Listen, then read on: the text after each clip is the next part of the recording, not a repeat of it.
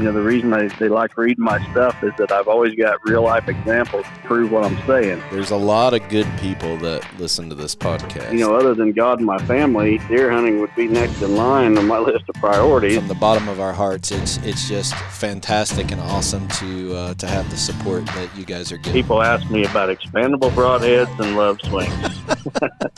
Chasing Giants with Don Higgins and Terry Peer. Brought to you by Osseo Camo, nature's most lethal camouflage.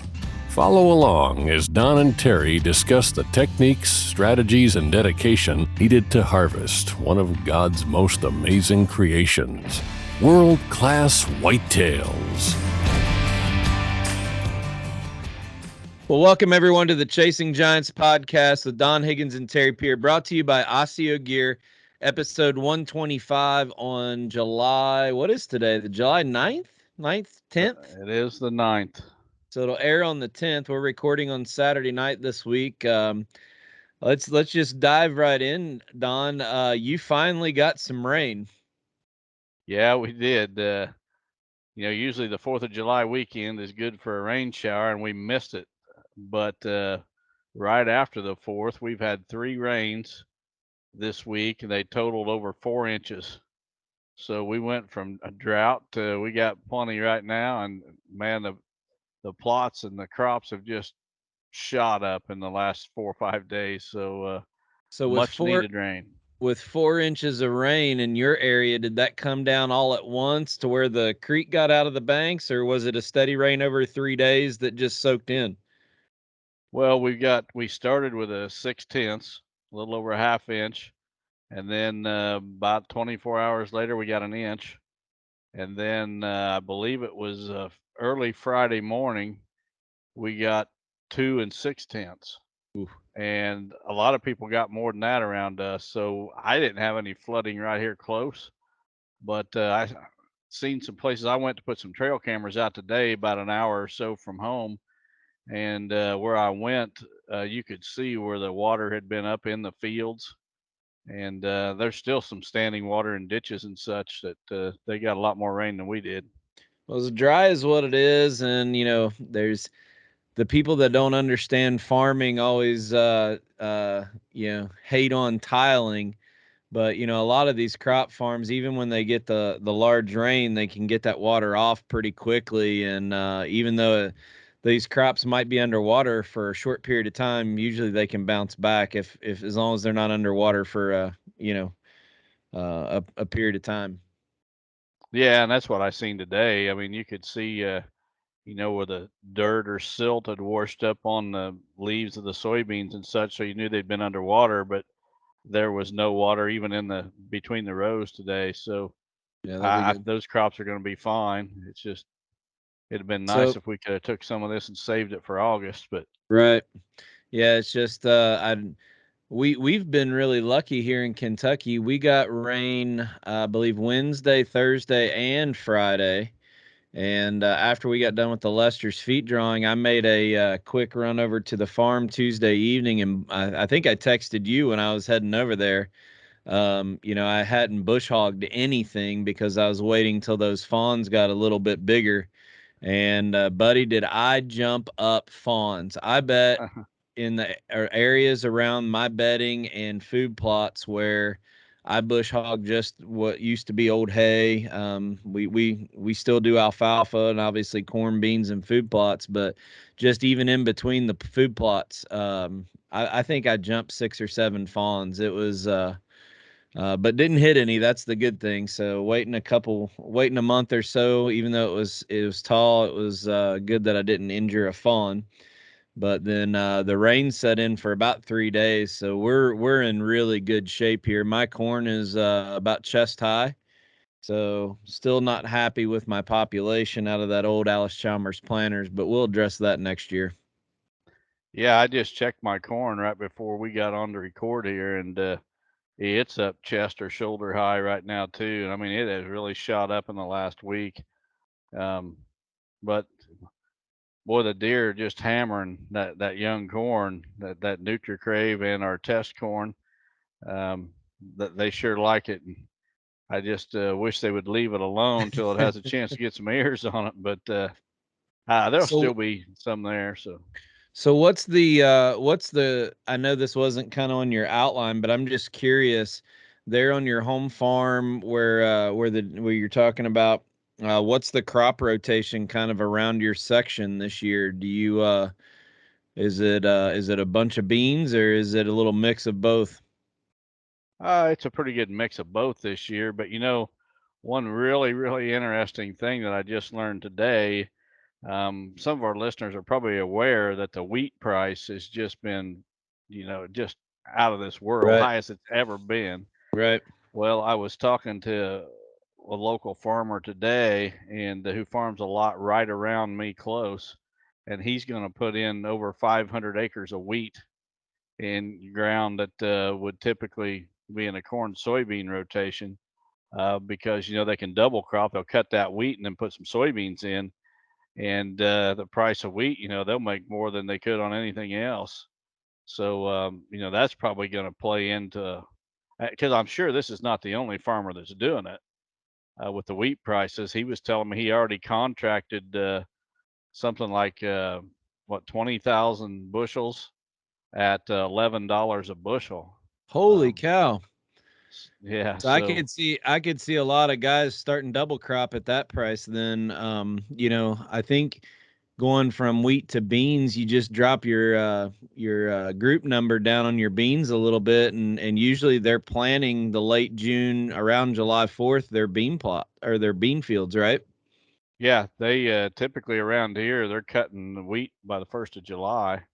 Those last few days of June or first couple days of July is when the wheat's coming out, and they immediately come right in and drill those beans into the wheat stubble. But having all that wheat across the countryside this fall is certainly going to play into things from a deer hunter's perspective, because they're going to Right. have green food sources everywhere. Yeah, I think that's a great point that we didn't plan to bring up, but it's interesting that I think every hunter that that needs to do some due diligence to try to figure out what those farmers are doing. Because if all of a sudden you have 100 acres of what used to be chisel plowed corn is now going into winter wheat, that's going to change things a lot in late season. If you're a late season hunter, so everybody, kind of comment down below. See if tell us if your area is gonna dive into the wheat. I know a lot of farmers, especially out in Kansas, do the double crop every year, but I could see a lot more people getting on board with it at that Yeah, price anyway.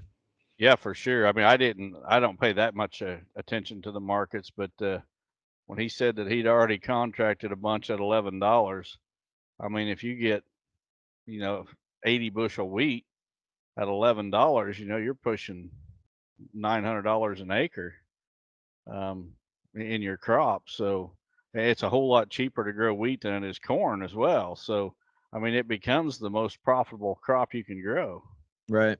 Even if when you double crop, even if your yield goes down a little bit on your beans, Hmm. you're still way, way ahead. So, hope all of our listeners, give us some feedback on that. I'm interested to see with the wheat prices, what you guys are seeing in your area. Find out what your local farmer is doing. So, yeah, that's going to be interesting. Um, we actually baled it, some wheat and put it back in alfalfa. So, we're going to have mm, about 12 acres of alfalfa back on the farm this year. So my long-term 3-year plan is slowly starting to come together back how we wanted it to. So let's talk and shift gears just a little bit about trail cameras. You just mentioned that you put some out, what'd you say, an hour away from home? I think a Hmm. lot of people just don't understand how much geography you cover with running trail cameras. They think it's just on your home farm, but there's these things scattered all over the place. Yeah, when you're trying to shoot world class bucks, you got to cover some territory just to find them. That's the hardest part, is finding one of them. And I just did some figuring today before we got on, and I've got trail cameras on 24 properties right now. And actually, let's see, 4 tracts of public land is included in that 24, and there's not a lease property on the bunch. It's either public, or I've knocked on doors for permission, or it's my home farm. But I've got I think it's 36 cameras out right now, with a few more to go on 24 properties. So hopefully I can find a big one somewhere. You're a little bit ahead of me. I haven't had time. I have You've had a pretty good excuse. I've had I got 5 cameras out on the home farm and 3 cameras out on a permission property. I have not put a cell camera out yet. Probably do that soon. I have all the cell. There's 9 over there that I'll put out, but I need to go through and make sure all the firmware is updated on all of them before I put them out, and then I'll activate them. But I mean, here's the thing. It's probably going to be August before I make it up to Illinois. I'm not searching bachelor groups. I'm in Illinois. I'm going to hunt 2 farms and make a decision whether there's a shooter there or not. And if I have to eat a tag, if there's not, it's not. I'm not in a position this year where I'm just out searching for something, across the countryside, kind of like you are. So I'm probably not going to get cameras up until the 1st of August, the next time I'm up there. And then that's when the cell cameras will play a more important role to me. Right now in Kentucky, I'm on mineral and feed. So I don't have to run a ton of cameras to know what's on the farm. They're all going to come to that mineral station or that feeder. But it's quite interesting, though. We're pushing the envelope and testing new nutrition products this year. So we're going to keep a close eye on those cameras for the people that think that we just sit idle and don't keep trying to adapt, improve, and push the envelope of this industry while everyone else is kind of chasing us. They're wrong. No, we're always trying to get better, and always testing new products, and this year's no different. So hopefully something turns out that we wasn't expecting, and new products coming down the line. Yeah, we got to give everybody else something to chase, so that's fine. Little snarky comment there that everybody can kind of laugh at, but no, I'll slowly start putting out some more cameras, but I'm gonna end up running about 3 or 4 weeks behind getting all of mine done, but that's okay. What else do we need to talk about? Anything else before we move on to the Osseo spot? What you got? Well, I wanted to talk about. I made a post this week about our deadly dozen. And Oh yeah, in regards to if you're planning to plant soybeans next year, this big cover crop and soil builder mixes, and that is really big in the food plot industry at the moment. And I've taken a look at some of these mixes that are being promoted, for basically to build, carbon builders and soil health. organic matter and this and that. And really, our deadly dozen is very similar, very, very similar to a lot of these mixes. Got a lot of the same species in the mix. And it's really something that I've been doing for several years. I know a lot of other people have too, is the year before I'm going to plant soybeans in a plot, I'll go in and plant that deadly dozen. And, a lot of them plants are going to survive the winter and green up next spring. And then, about the 1st of May or mid-May, when it's time for me to plant my soybeans, that rye and wheat and some of the things that we're growing in that deadly dozen will be back, and they'll be a foot tall or more. And I will go in right before planting, and sometimes at the same time or same day, spray the plot and then no-till right into that.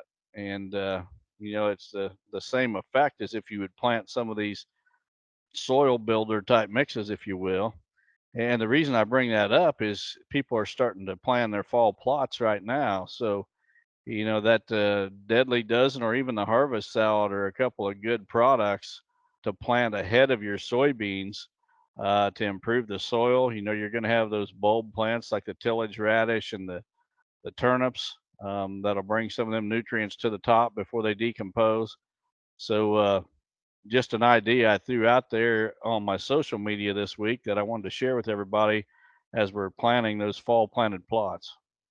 Well, the tillage radishes are becoming even more popular for winter cover crops and corn when they're coming back to beans anyway, because, I've seen several places up in Illinois where I guess they're putting that in with a plane, in standing corn, with the crop duster, and then picking the corn, and then those tillage radishes. Those, not only is the bulb going down, but those hair fibers on those roots of the bottom of it are going down into that hard pan, sucking that nutrients up to the top and then decomposing. So it's a great way to maximize all the nutrients that the roots of a soybean would never get to. So it's a great option. So check out Don's social media post on that. But yeah, I think there's a lot we can do, and people try to overcomplicate it. But if you're looking at possibly going to soybeans next year or trying it for the first time, no better way to keep the weed suppression down and take care of your soil than put that in. So with that, let's move on. Go ahead. I was just going to say another benefit of that, Terry, is that when those young soybean plants are poking up through that that plant material that you've sprayed, it kind of keeps them hid down there, where it really cuts down on the browse pressure as Right. well. You don't just have those soybeans coming up in bare dirt where the deer can easily find them. They have to dig down through that dead vegetation, and they don't browse near as heavy on them. So there's another benefit to that approach. Good points. All right, well, let's hear from our feature sponsor of the podcast, Osseo Gear. Osseo Gear introduces a premium line of bow hunting gear that is unmatched, pairing nature's finest camouflage with the best technological innovations. Osseo Gear brings whitetail bow hunters the gear they need to be the best at their craft. The unique camouflage mimics the intricate feather pattern of North America's greatest predatory creatures. Designed for invisibility, built for comfort, and engineered for function.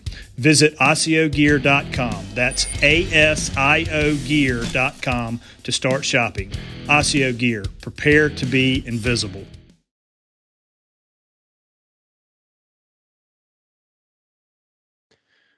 All right, Don. Let's just go ahead and put up the first question, and then after the first question, we'll give an update on Lester's feet. So I'll share my screen with you. You should have it coming to you pretty soon here. Okay. Yep. The first one comes from Brian Byers from Decatur, Illinois. Brian says, Don and Terry, the honest point of view that you both always speak from is greatly appreciated. And thank you for always speaking the good word. This question is for Don. Don, you have mentioned several times that you like to use glyphosate to kill the food plot and follow up immediately with soybeans with the no-till drill. Do deer avoid the food plots for a while after you spray them, especially a freshly sprayed food plot? Glyphosate has caused health issues in humans, and I was wondering if any long-term health issues have been observed in deer that have been in contact with glyphosate. I couldn't imagine deer would eat plants that were freshly sprayed with glyphosate, but it does make you wonder if it does happen or not. Well, Brian, to be honest, I don't think that spraying them with glyphosate, stops deer from hammering on a plot they were already eating on, from what I've noticed, or a soybean field, a big ag field. It just seems to me that they keep right on with the same pattern or whatever that they were before the spraying. One interesting thing that I'll note is I recall a while back somebody made a post on social media that said something about venison, um, the healthiest meat you can eat, something about it's no chemicals, this and that, 100% organic.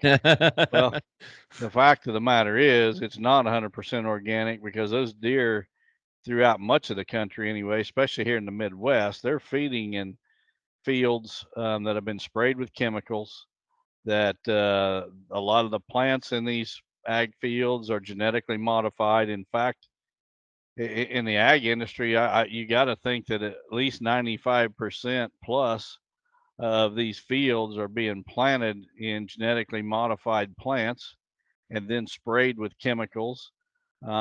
Synthetic fertilizers are being used, and deer are feeding in these fields day after day after day. So to think that venison is organic is a bit foolish, because it simply isn't. I understand, the suggested health benefit or health risk associated with glyphosate. I'm not sure how many of those have been proven, but I can tell you, we've talked about this before, and fairly recently, that a deer can tell the difference in a genetically modified plant and one that is not, or traditional, and they will go for that non-GMO every time. So they can definitely tell the difference. But I just think in much of the country, they don't really have a choice. If they want to Right. feed on soybeans, for example, it's going to be a genetically modified soybean in most cases. I've never seen a situation to where when I spray, the deer disappear for 3 days or until a rain. But to say that they do or they don't, I don't know. But what I can say is both of us have instituted so much diversity in the same areas of our food plot that I don't know we would ever see it if it was, because we're not a one shoe fits all in with only one product. Both of our proper home farms that we manage, and then other places that we do food plot, we have diversity there. So if there was a situation to where that comes into play, they're overfeeding on the clover or on the corn or alfalfa or whatever else is there. It's not turn your nose up of it and go to the neighbor. Right. Diversity is huge. I mean, if you want to manage a property, for the best health of the herd, you need diversity. And there is no one best plot. I mean, I've got my favorite, but that doesn't mean it's the best in every situation. So the more you can diversify your food sources, the better off you're going to be. Yep. All right. Well, great question. Thank you for submitting it. You're going to get a free t-shirt. For those of us, the new listeners that are there, we feature questions every week on the podcast that listeners want to talk about, and Don answers them. And if we use your question on the show, you get a Chasing Giants t-shirt shipped to you. So those questions could be submitted at chasinggiants.com. If you scroll down to the bottom of the podcast page, you'll see a form there. We do not take questions via text message or social media messenger, just because we can't hand type it all out. But for our Amish listeners listening on MTech, we did put in place a way for them to mail in a question. So why don't you tell them that address real quick there, Don? Yeah, they can mail in their questions to Real World Wildlife Products, P.O. Box 55 in Arthur, Illinois. The zip code is 61911. All right. Okay, so let's do a quick break about Lester's Feet. We had the raffle last Monday. The podcast aired, had a ton of people on the live stream, and then have watched or listened to the audio play of us drawing 79 different prizes. We had a couple people win multiples. It was a great event. Everyone that I called had listened to the podcast and knew they had won already, except for one. So that was really cool. All of the big prizes, we've gotten a hold of them. The truck's in process, along with the tractor and the pole barn building. So all of that, all those things.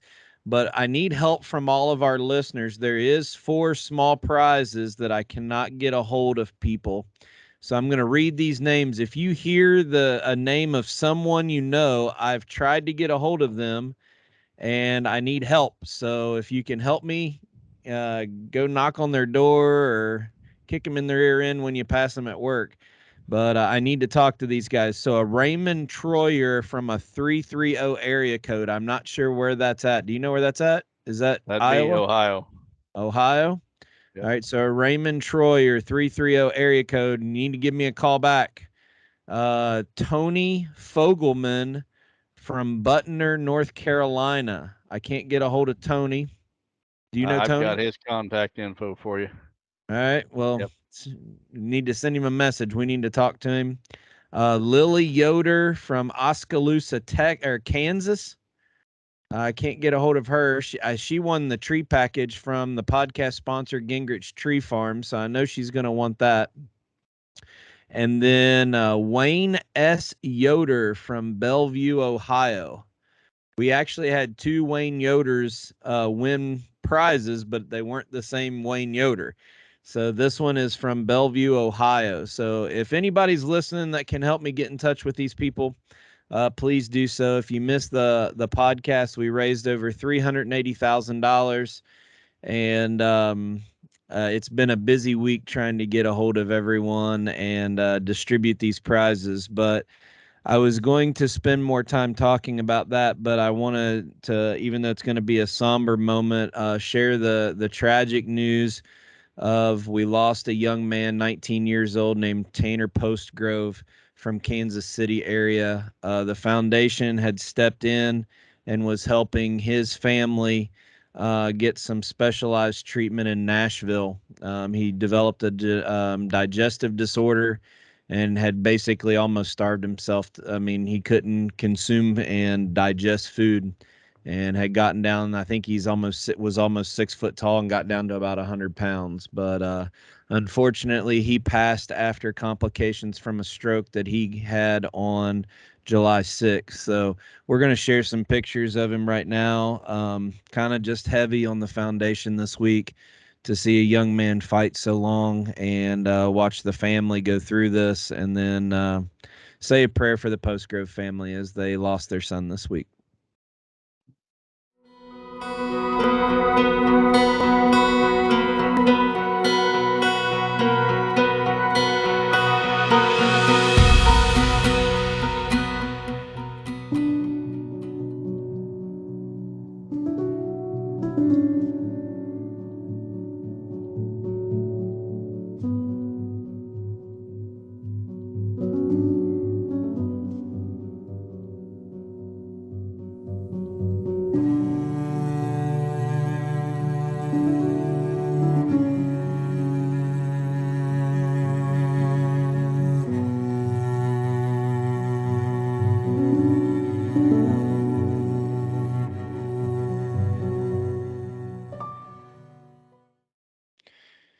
Well, Don, it's been a heavy week, not only with the stress of finishing up this raffle, but learning about the passing of Tanner.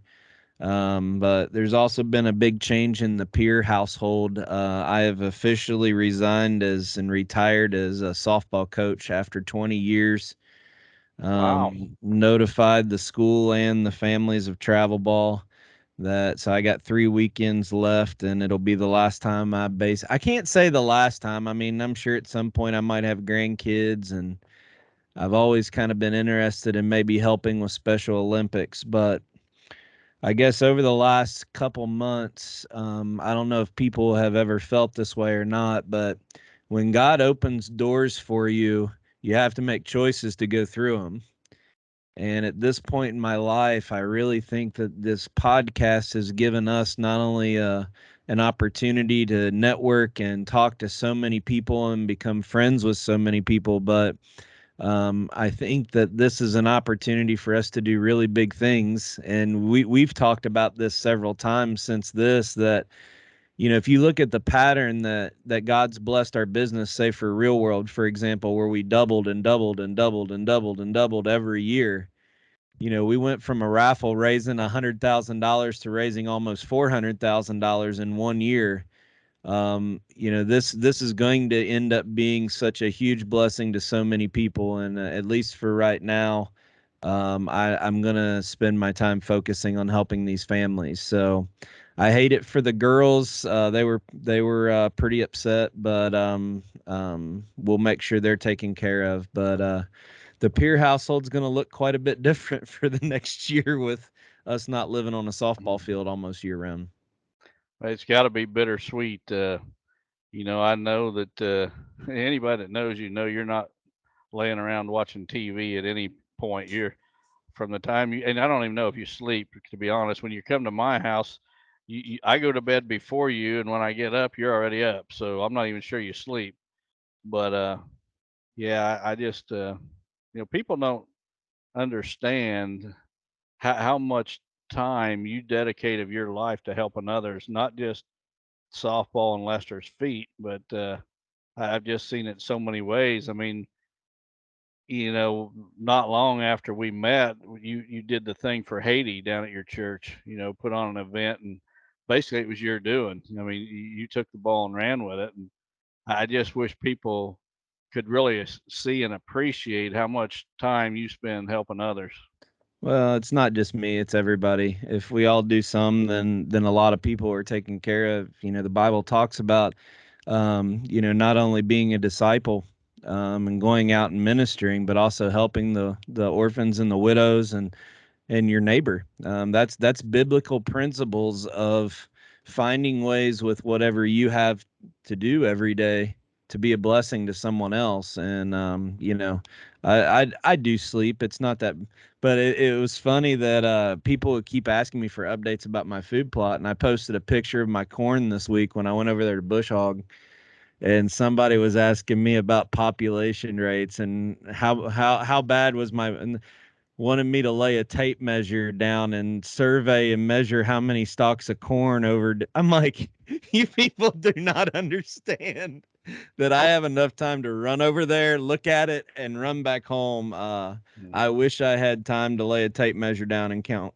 corn stalks in a row, but it's all good conversation, so I don't take offense to it. But it is funny. Yeah. Well, people just don't understand, and we all know people that don't stop. I mean, they're going 24 hours a day, but very few of those people are doing it for the benefit of others, like you do. And you're an example for me that see, I can't keep up with you. There's no doubt about it. I don't know if I'm too old or what, but It's not just a it's not a competition. It's just, again, it's the right. challenge. The challenge is, even if it's one thing, find something that you can be a blessing. But I mean, look at our lives. Look at where we are at. I mean, I was raised as a preacher's son, and had to put my winter coat on layaway, for good grief, when I was a kid. And not only my professional career has been blessed, but my side hobbies, other investments, the businesses that I'm involved in have just been so blessed.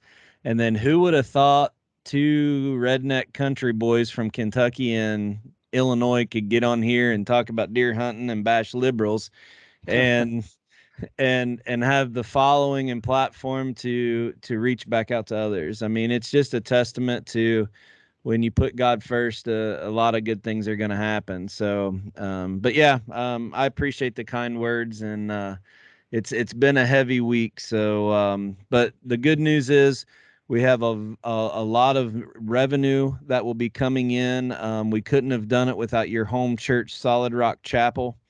That By the way, keep those folks in your prayers. There's Sharon, who is the secretary there. Her daughter's battling cancer, and then your senior minister is also battling. So those folks there, we could not have done this ministry without their help. So keep those folks in your prayers as we continue. But big things to come for sure. So I'm going to share my screen for our second question of the night here, Don. Okay, this one comes from Kendall Yoder from Uniontown, Ohio. Kendall says, first, thanks for everything you're doing with this amazing platform. My question is, what is your opinion on drag rags? Are they truly effective? And how can I hide my scent trail while using it? Well, Kendall, back in the day, whenever I was younger, I tried every trick, tactic, gimmick that came along, including pulling a drag rag around. And to be honest, I never ever had a single deer follow that scent You trail haven't? that I laid out. Even a Nope, young one? nope, Wow. not a single one. And my concern was always the same as what Kendall said here: is how do I keep my scent from mixing with the scent that I'm dragging along? And when it comes to mature bucks, there's just you just can't get away with making mistakes. And where you're going to drag this rag is where you expect the deer to be. And that's the last place I want to be. That's when we talk about access being so important. You're trying to access through an area with as little deer traffic as possible, hopefully none at all. And if you're going to use this tactic of, soaking a rag in deer scent and tying a string on it or whatever and dragging it along, you're going to have to go through the area where you expect the deer to be. And when you do that, you're inevitably going to leave human scent behind. I know at one point I was even taking a bamboo stick about 6 feet long, tying the string, out on the end, and then holding it out at arm's length so that my scent was not there on top of the scent I was laying down. And I just never had it work, period. And maybe it was a scent I was using, I don't know, but it just never worked for me. And then as I got more experienced, I realized, well, the last thing I want to be doing is stomping out there where I expect the deer to be. I want to slip in the back door where they're not going to be, and then just be waiting for them. When it comes to mature bucks, a lot of times it's what you don't do that is every bit as important as what you do. Yeah. I've actually seen it work. The first 3-year-old that I killed that was big enough for me to mount. People watch the Whitetail Cribs. He's over in the garage, but he came in grunting with his nose down on a trail that I left. But I can't say there's always going to be people that said, "Oh, I had it work," or "I do it and have good luck with it." Every buck's, we talked about personalities, but when you're talking about playing the odds for a buck 5 years or older, I think everything that you do that leaves a scent or trace of you in that area, you're greatly diminishing the chances more than you're increasing the chances that he's going to put that nose down on that, on that scent trail and use it. I think that the odds are probably stacked that you're doing more damage than good for the few times that it would maybe work, if that makes sense. That's well said. I agree. It's the same way with calls. Yeah, you can call in mature bucks. A lot of people have done it. I've called in mature bucks, but I still think that for every one you call in, you're going to alarm 20 others. Now I know I've gotten up into the stand before that was fairly close to a trail. Say I was like 12 yards from a trail through a draw or something that was a rut stand. And I'll get up there with a bottle of Smokies and undo the lid and just sling it as far as I can sling it down that trail. I've done that. And I think you did that on the Joey buck. I did, and it worked. To lock him up. So I think using scent strategically is a good option. Right. Overusing it, I think a deer could pattern that scent that you're using to a hunter quicker than he's gonna, walk around getting all froggy. But I think if people want to use it, but the biggest challenge I have is how to pull a scent drag and not leave scent. That's the tough part. Yep. So I think Kendall actually answered his own question. Mm-hmm. So. All right, well, let's take a quick break. We got a new spot here from Quiet Cat. Let's play it real quick, and then we'll come back to the third question of the night. Hey everyone, welcome to beautiful Eagle, Colorado. This is one of our warehouses where we do distribution and customer service. We also have our studio. We're going to take you through a virtual product presentation and show you what the 22 Quiet Cat line is all about. A brand new model that we've just released at Easter Jeep Safari in Moab, Utah. This is the all-new Jeep e-bike Rubicon. Been partners with Jeep since 2020. It's been a fantastic synergy between the two brands to tell that electric off-road story. We've been traveling around with the new Jeep Wrangler 4xe, and our Jeep e-bike has conquered 6 Badge of Honor Jeep trails now, and we look forward to continuing that streak and increasing the number of trails with our Rubicon series.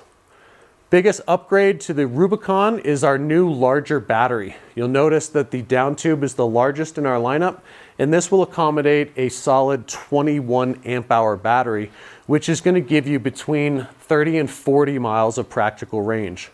So a big common question, of course, is how far can the e-bike go? And that's a very subjective answer. It really depends on the terrain you're on, how much weight you're carrying. Are you going up a hill? Are you at full throttle? Are you at low throttle? Are you adding pedal assist? Or are you simply letting the machine do its thing? So a great way to measure the practical range is about 2 to 2.5 miles per amp hour. So this one being our largest battery with a 21 amp hour battery, again, that's going to get you between 40 and 50 miles of practical range. Now I say practical range because that's really how the machine was designed to be used. You could use the formula of 4 miles per amp hour, and that's going to give you your maximum potential range. And that's a good rule of thumb, but let's face it, nobody puts it in the easiest gear in the lowest power setting and does most of the work themselves. You want to use the electric mountain bike as it was intended to be used. And that's where we like to say 2 to 2.5 miles per amp hour is a good practical range. The Rubicon, of course, does have the largest in our lineup, and each bike, the Apex and the Ranger, are going to have a different size battery, again, on a price point basis. The Jeep Rubicon features all of the same high-quality components that you would see on the Apex, including that hydraulic suspension fork, the 4-piston hydraulic disc brakes, and the mid-drive motor. The motor we use in the Jeep series is called the Ultra Drive motor. It's a torque sensor as opposed to a speed sensor. So based on how much torque you put into your cranks, that's how much power you're going to get back out. Versus the Apex and the Ranger use a speed sensor motor, which is based on how fast you rotate the pedals. What we found is the torque sensor is much better for very rugged terrain where the full suspension Rubicon really shines. On that rear end, you have a true 4-bar linkage and a RockShox damper. So this is not a toy, this is a true enduro-inspired mountain bike that's capable of conquering the roughest terrain out there. So thanks for joining us today. Please reach out to your local rep for more information, or if you'd like to schedule one of these sessions live, where we'd be happy to answer any questions you might have and figure out what product would be best for you. Until then, see you out on the trail.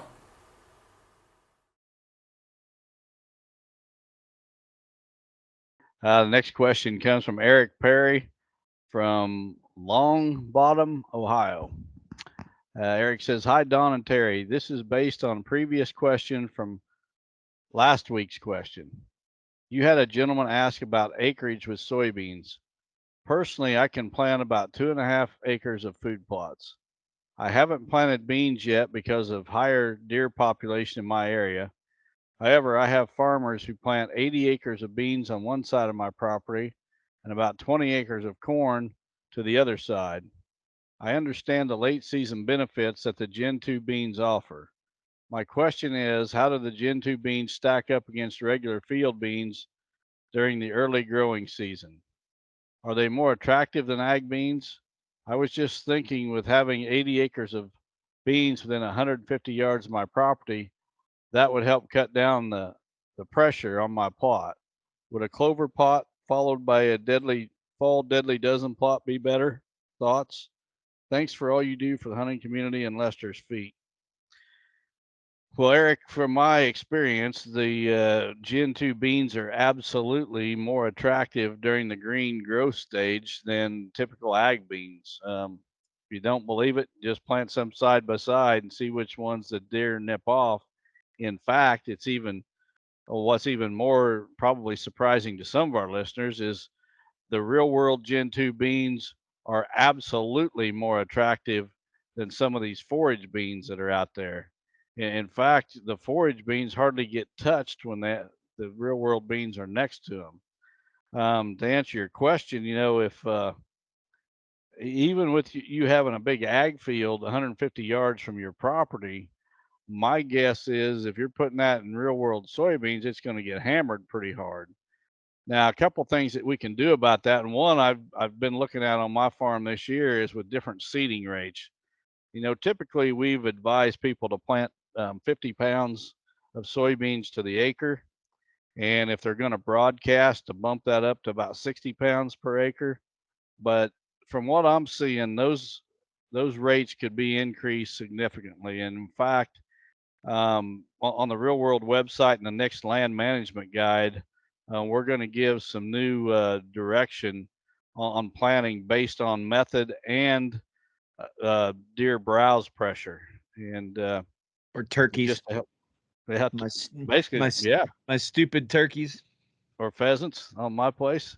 Yep. But so And then the other thing we talked about earlier, if you're drilling them beans into vegetation that you've just sprayed instead of working the ground, those are two ways to help deal with browse pressure is plant them into that dying vegetation and increase the seeding rates. Yep. If you've got more attractive beans, the deer are going to hammer them, even if they got other options close by. So let's talk just a little bit. I know this isn't where Eric asked this question to go, but I think it's very important, and this isn't a real world commercial. This is soybeans. So let's take a hula hoop and lay it down in a field that we planted soybeans in.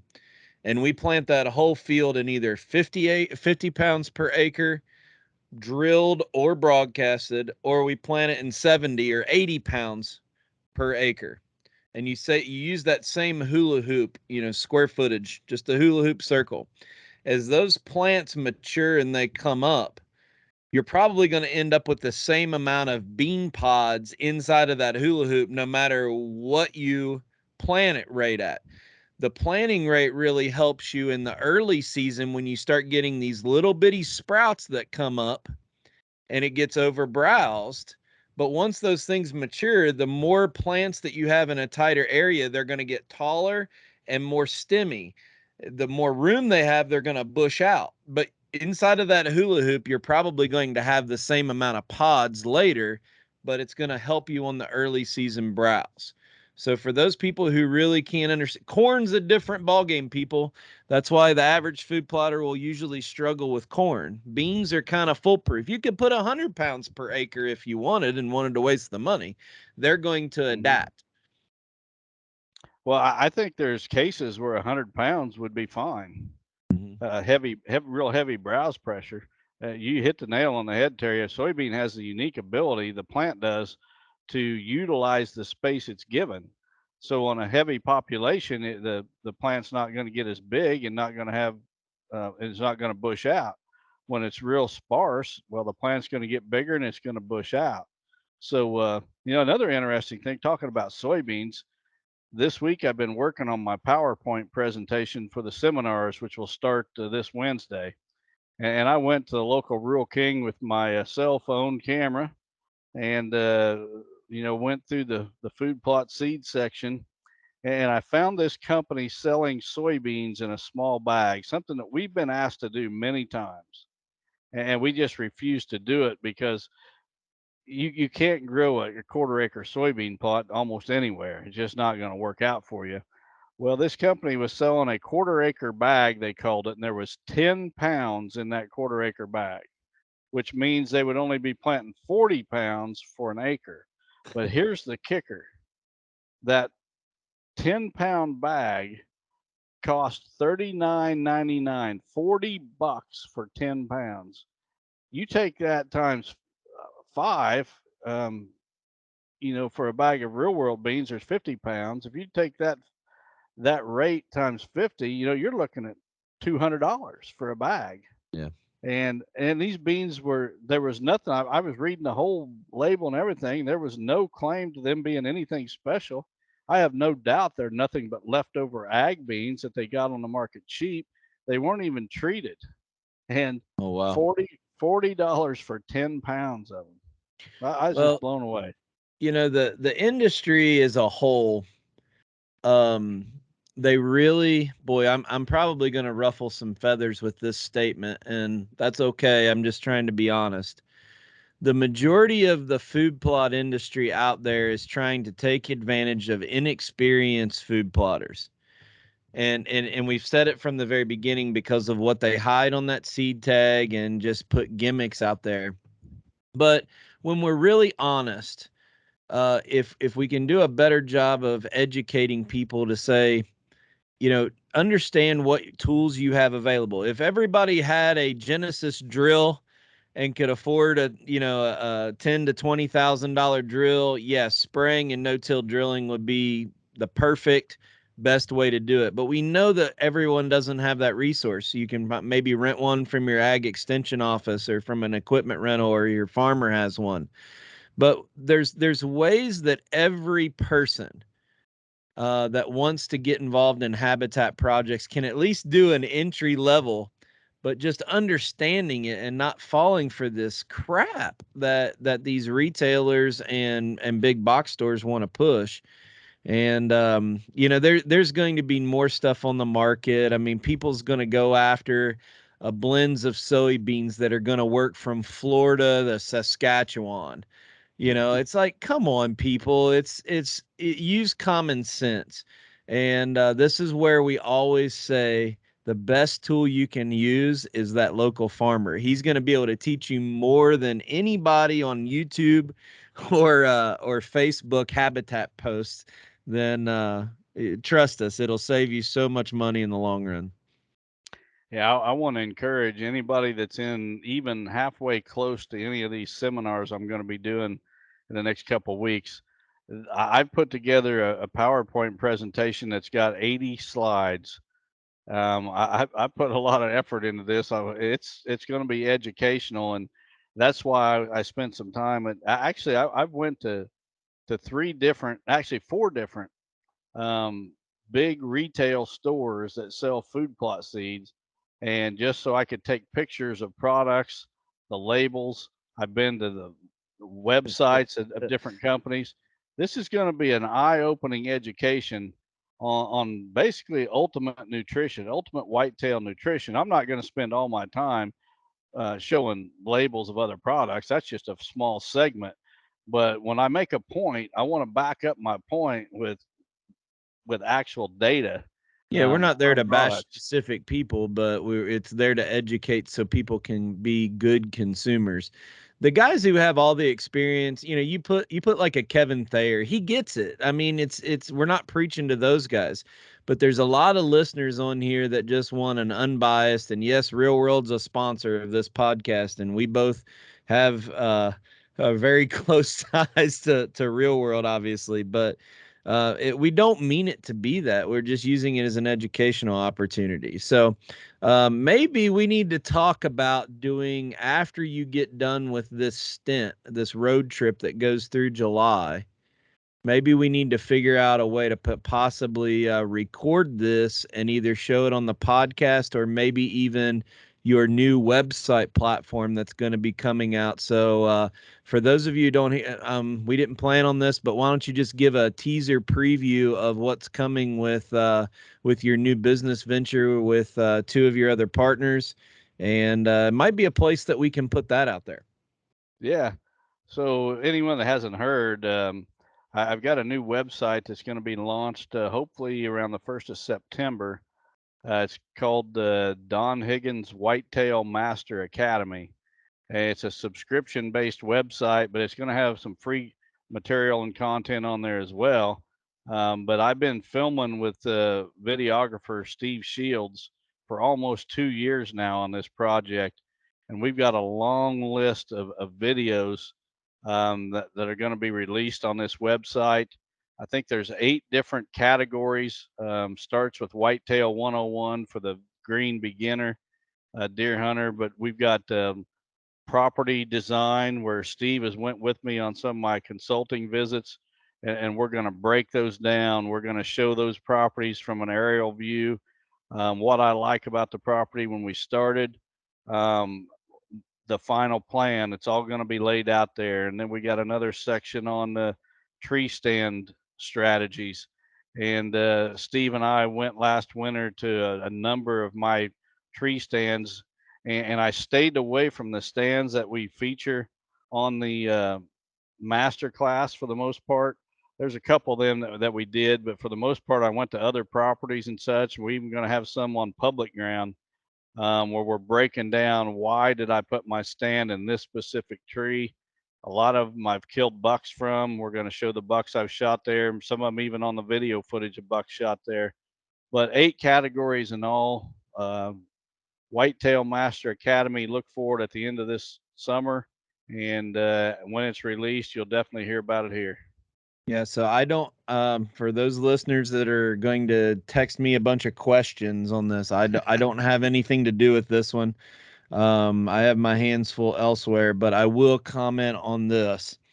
This is not a just gimmick way of taking people's money. This is a strategic way that we can provide a better opportunity for those who can't afford to come to the master class or a consulting visit to get information that's just too much to put on this podcast. So people are going to ask, well, why can't you just put it on the podcast instead of this? Well, in order to explain it at this level, the production of it has to be there. There has to be 3D animation, drone footage, video. The production cost of this project for Don is far more than this podcast, the real world marketing budget that I manage. I mean, this is a high end thing that's going to give the viewer the inside track on a lot of things that we just can't verbally talk about. So it's just a new opportunity to try to get better content out to you guys. And the biggest reason is we don't trust social media and YouTube to be able to be a long-term platform, that they're not going to block us, hide us, or put some what do you call it, suppression analytic on us, so where nobody can see it. That agenda is proven that they're doing that, and we just don't trust the long-term direction there. So we're investing in this for everybody. So, okay. So let's move on to question number 4, Don.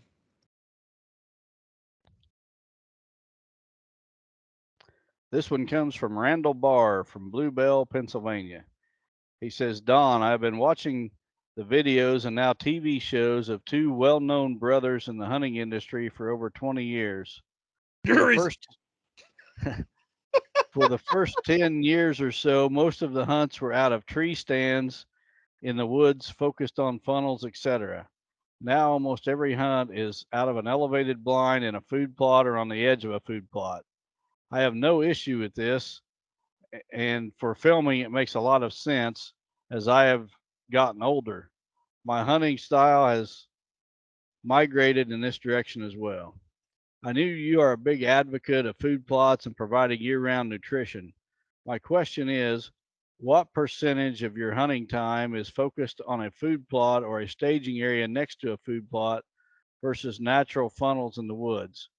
Can you also discuss how food plots play into your hunting strategy for giant whitetails other than just nutrition or to keep the deer on the property?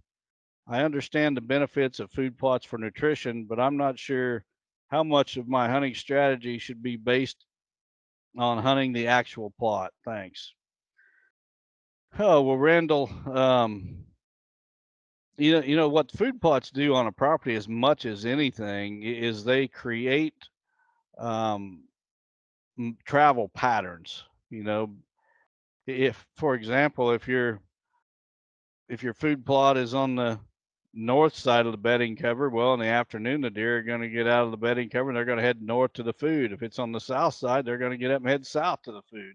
You're going to dictate which direction those deer move, both morning and evening.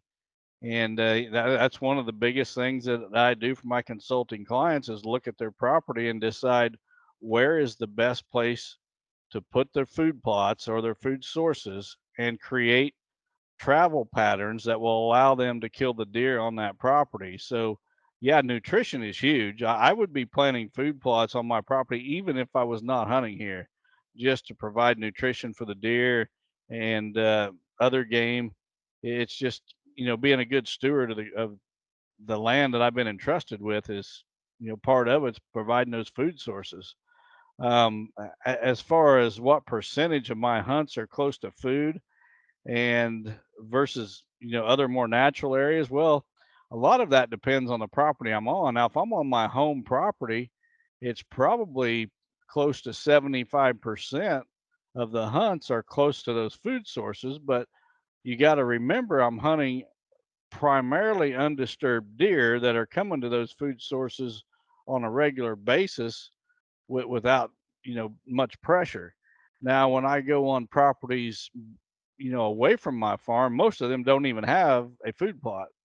To be quite honest, I talked earlier about putting these trail cameras out on 20 some properties so far.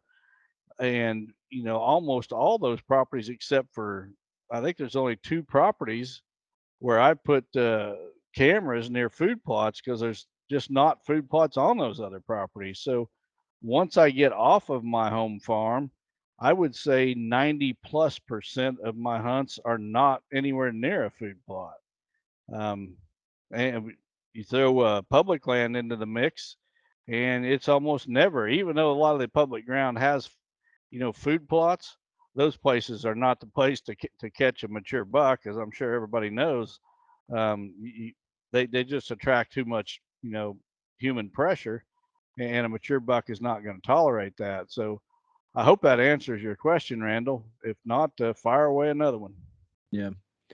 So, I mean, think of it this way. In early season, we're always hunting in the evenings between bedding and food, hoping that he actually gets up before dark, because, that's to get in on him. It's got to be a perfect scenario to do that in the morning when he's going back in. He uses the term, what did he say, on funnels? I don't know that funnels is a real good description for most hunters to think of, because when they might think funnels, they might think, in a big holler or ditch or something like that where it's a pinch. I think probably downwind side of bedding would be a better example, that we're hunting during the rut. That's where we're trying to find access into there, and then you're hunting bedding to food again in late season. So think of it like that. But I think that overall the filming industry is getting to use more box blinds for the ease of using camera equipment and having multiple people there. Um, People don't understand how hard it is to have a film crew with you and be up in a tree. You've talked about it, that it's twice the scent, twice the movement, twice the blob up in a tree. And if I'm really being honest with everybody, I think it's probably out of necessity for being easier to film is why most of these people are going that way. Well, and they're hunting a farm similar to mine where pressure is very limited.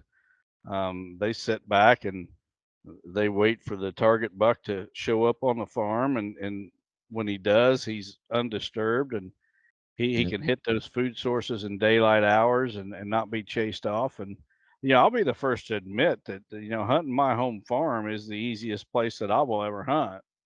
The deer here just, and it's the way it's managed. They just are comfortable moving in daylight. But that doesn't mean that's the only place I hunt. That doesn't mean that all the big deer I've shot came from such a situation. In fact, it's quite the opposite, really. But I just want to make that clear. I'm not trying to pull the wool over anybody's eyes here. It's definitely easier on a managed farm. I was listening. This is going to get derailed really quick, but I was driving back from Destin last Sunday, a week ago tomorrow, and was by myself in the truck, and I listened to the great debate with Tony LaPratt again, because I hadn't listened to it since the live night that we were there. And one of the takeaways that I thought about in that debate where you guys were going back and forth, and I'm not saying Tony was wrong, I just think that it was kind of it wasn't explained very well, is Tony talked a lot about his customers and what he wants to do, especially in the Amish community when they have multiple hunters on that property and optimizing all of it. I still think you can do that with very little intrusion, because look at your farm. Look how many people we take hunting on that farm and how many bucks are shot off that farm every year. And I think that taking more people or taking your kids or everything like that is an easy excuse for people to make bad decisions with intrusion. I still think you can accomplish both if you're disciplined enough. But when I think we really cut to the chase, so many people think that I only have a limited number of days I can hunt and I got to push the envelope and it is what it is. And I'm telling you, when I started drinking the Kool-Aid on this is when I finally got to the point of consistently killing upper age class bucks every year. And I really think it's a cop out, to be honest with you. It's like, oh, well, I need to take my kids. Yeah, kids put another challenge to it. But doggone it, how many people have we had on your farm the last 3 years hunting between the two of us taking different people? I mean, good grief.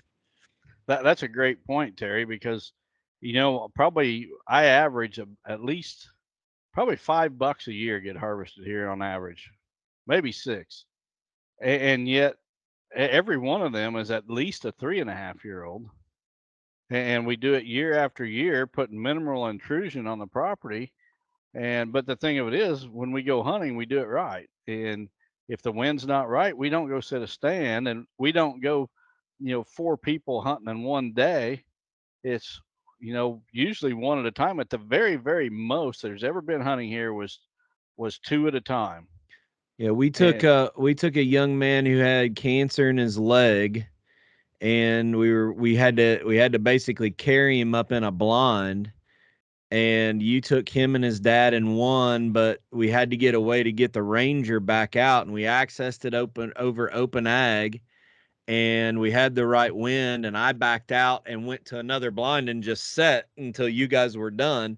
That's the only time that I know of where we've had multiple hunters on the property in different positions. But I just don't think people just, it's just a flat cop out. If you want to be disciplined enough to have a shot at upper age class bucks, the excuses can't come. It's just discipline that's going to put you in those spots when you can be there.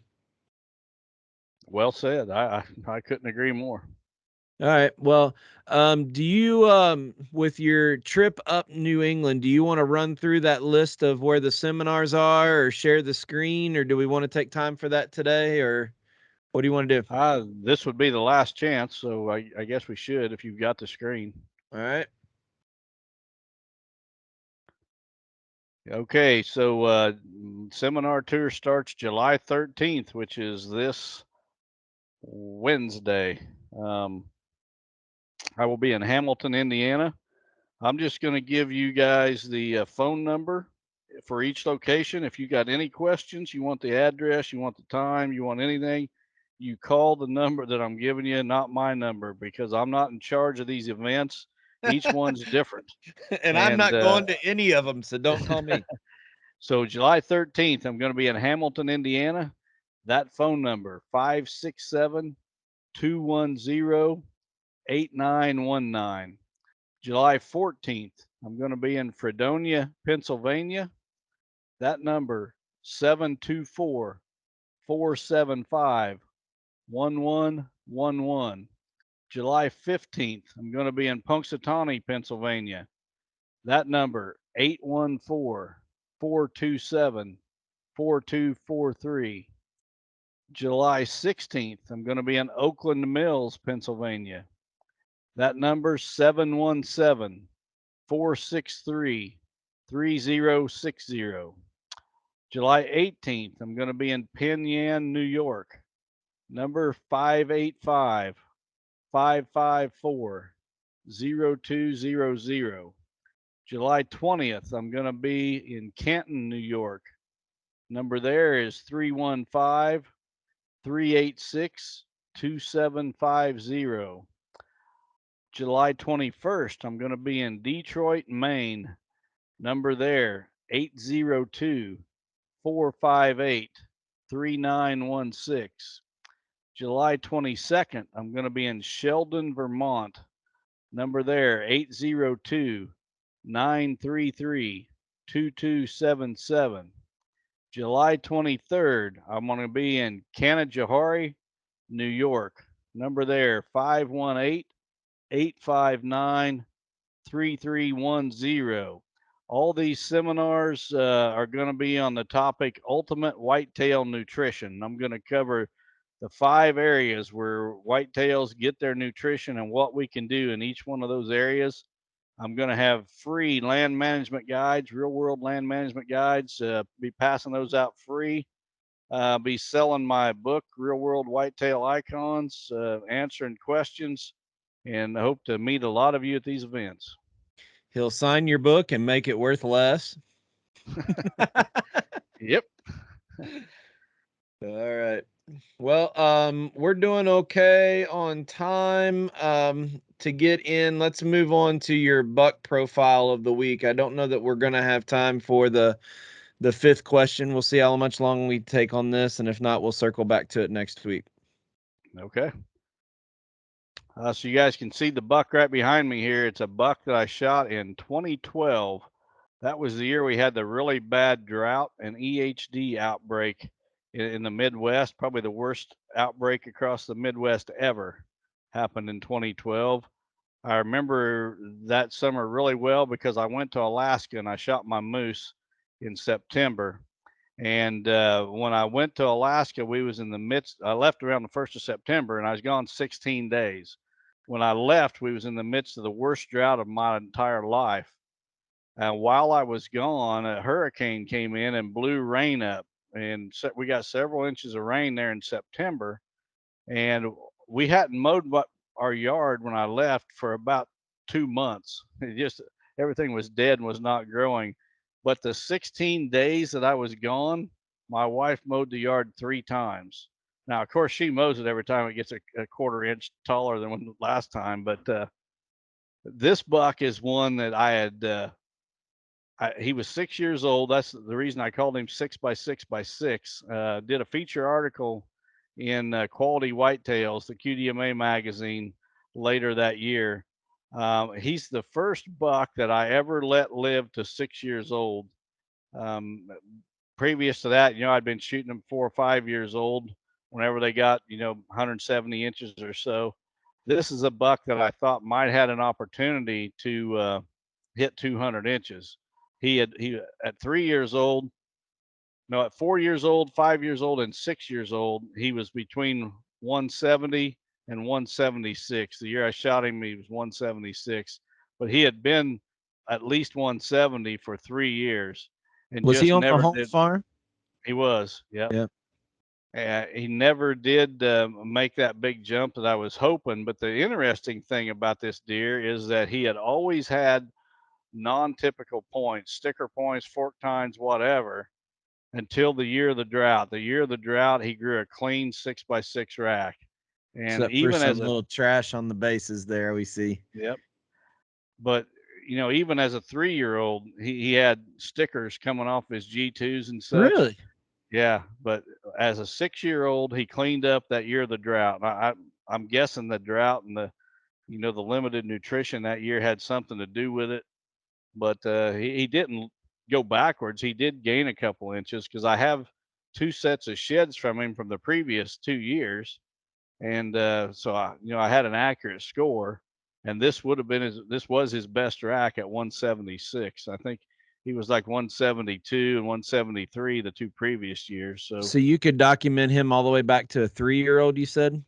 yeah, I had video footage and everything. I So got the shot on film and everything. So was he a homebody buck? Did he bachelor out away from you and move in like most of the other bucks do? Or was he like Smokey and kind of hung out there all the time? he was more like Smokey. Actually, he was here in the summer, or if he wasn't on the home farm, he was really close, just Right. on the next property over or whatever. So I've got a lot of trail camera pictures of him in velvet as well as hardhorn over the entire course of his life, and video footage passing him each fall. So I think a lot of that, the reason I wanted to ask that question is about being a homebody is, we don't appreciate these animals for how unique each one of them are. And, I hope we get to question number 5, because that actually has something to do with kind of these bucks' personality a little bit. But when you decide to make the decision between waiting, not shooting that deer at 5 versus 6, you're taking into account a lot of data points that someone who reads an article or watches a YouTube channel video doesn't even understand, like Mel shooting him at the age you did, or Smokey at the age you did. There's so many data points that you have to take into account of, is this guy going to walk by 64 gun hunters opening Saturday of gun season in Illinois or not? And that's part of your decision, Mm-hmm. And something else that is really interesting here, Terry, is I just seen a video in the last couple of weeks on YouTube from a guy that puts out a lot of them, saying that it's all right in the summertime. You can do whatever you want on your property. You can just enjoy your property all summer long because the bucks that you're hunting are not there. And as fall rolls around before hunting season, well, then you stay off. Well, this buck and Smokey are two bucks that spent the summer on my farm. And I just got to wonder if I would have been doing whatever I wanted, wherever I wanted on the farm, would either one of them bucks been here? Yep. I don't think they would have. I think they would have found a place that was more secure with less human intrusion, and that's where they would have spent their summers. So the idea that you can do what you want in the summer on your property with a lot of bucks, that's probably accurate. A lot of my bucks are not here in the summer, but they're all different. We talk about their individual personalities, and this buck and Smokey are two that were here in the summer. And I guarantee you, if I'd have been messing around on my farm, I probably wouldn't have killed either one of them. So I don't want to get off on a sidetrack, and you might want to say, let's tee this up for next week. But something just dawned on me that I never put two and two together. We've talked about that 2012 EHD breakout.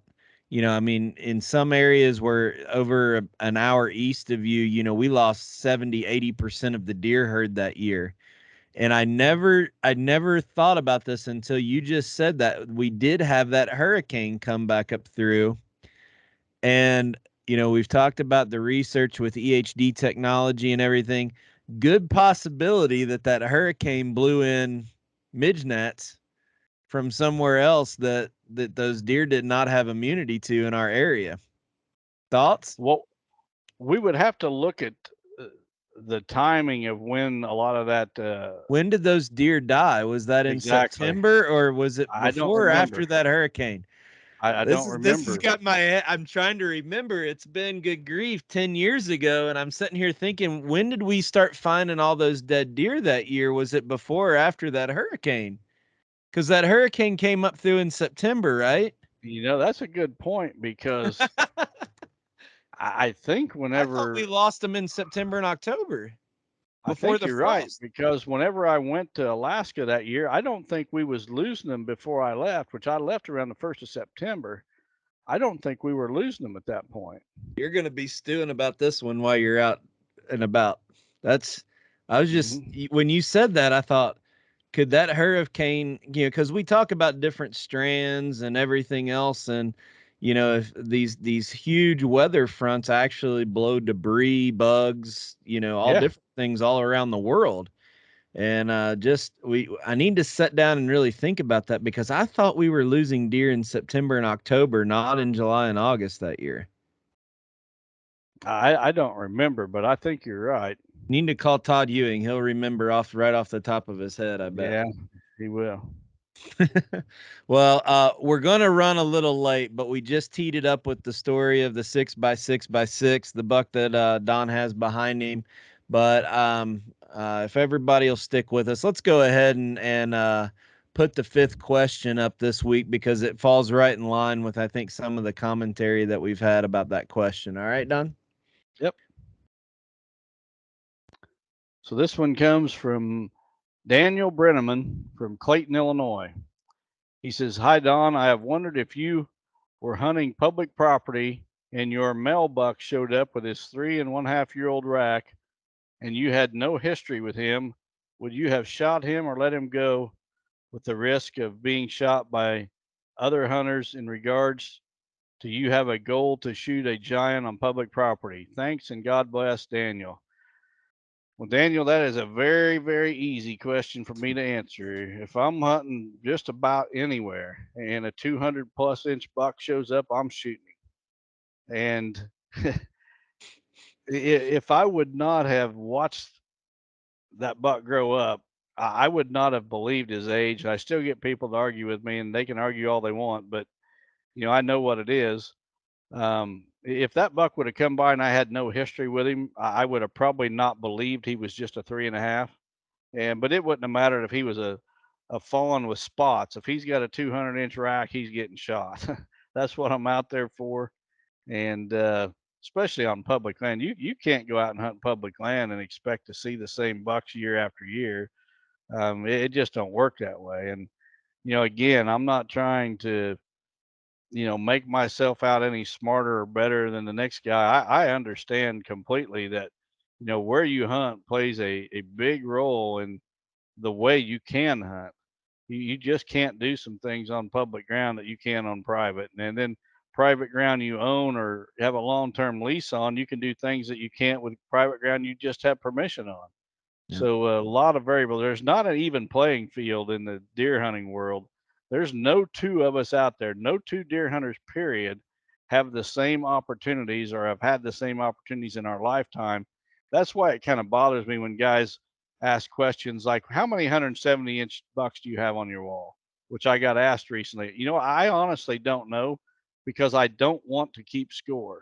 Because I know if I throw that number out there, somebody's going to say, well, I got one more than Don's got, blah, blah, blah. Well, the playing field's not even for any of us. We don't need to be comparing ourselves to each other. We're all at different stages. We just need to enjoy whatever stage we're at. If we're a green beginner and, a doe comes by and our heart starts racing, well, fantastic, enjoy it. If you're a veteran like myself and it takes a big old mature buck to get your heart pumping, well, go for that. Whatever you want to do, whatever stage you're at, just enjoy that stage. But I've been around you now for almost 17 years, I guess, and every year I don't tell you this, but I try to pick up and get better at my craft based on something. And we don't do everything the same, but there's always something that I see that you do that I need to get better at. And this year, what I'm really focusing on is organizing these trail camera pictures better, like you do. And the reason for that is you understand the personality of each of these deers. You know which ones are like the 6x6x6 behind you, or like Smokey. You also know the ones that are like Mel or Trump or Joey.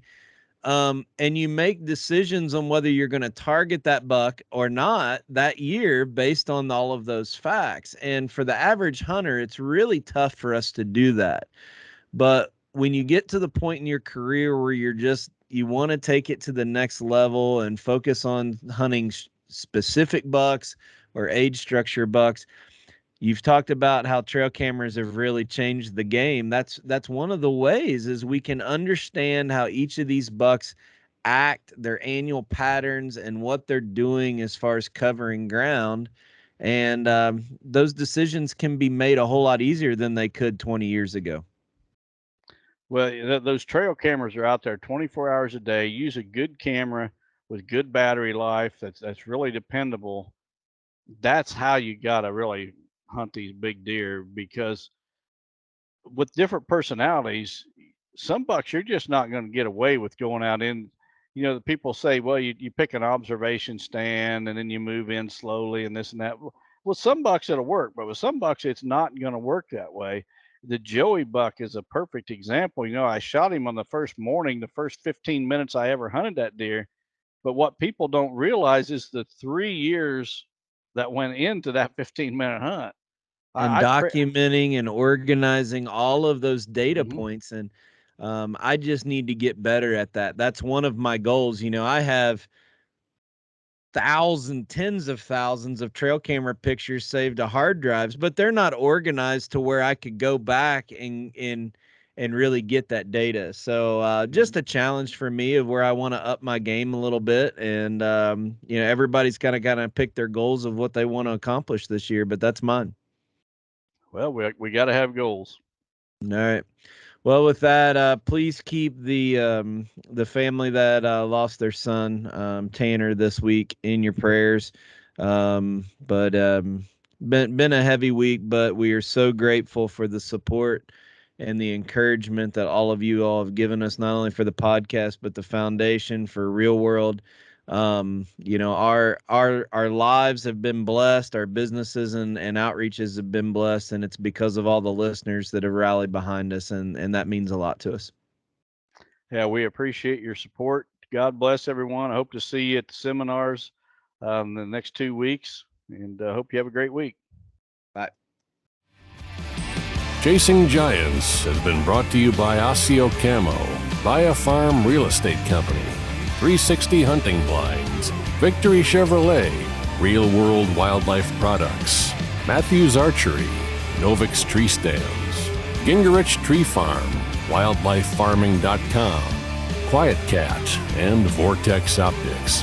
Thanks for listening, and tune in next week for another episode of Chasing Giants.